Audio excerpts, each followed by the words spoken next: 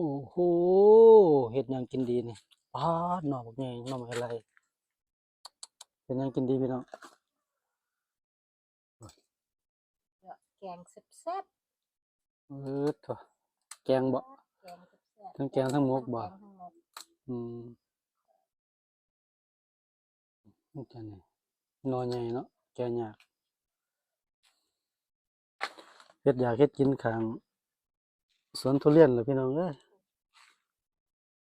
พุ่น3-4หน่วยเรียงกันอีกจักเดือนกว่าก็ได้เก็บแล้วอืม สดๆหน่อยอยู่นี่บ่ได้มีเตาแก๊สครับก็สิเตาถ่านเนาะครับเนาะพาไปเบิ่งเตาถ่านแบบย้อนยุคแหน่จักหน่อยนะอืม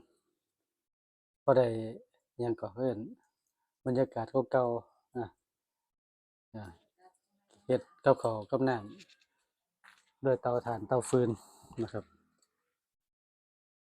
อืมโอ้ช่วงนี้ก็สิ5โมงแลงแล้วนะครับเนาะอยู่ที่สวนทุเรียน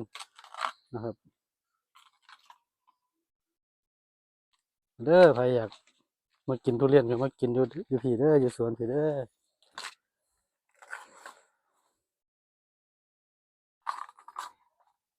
ใหญ่กว่าแขนคนอีก เต็มหม้อใหญ่แล้วมื้อนี้แกงใส่หมูบ่เฮ้ยเดี๋ยวสิไปหาซื้อหมูอืม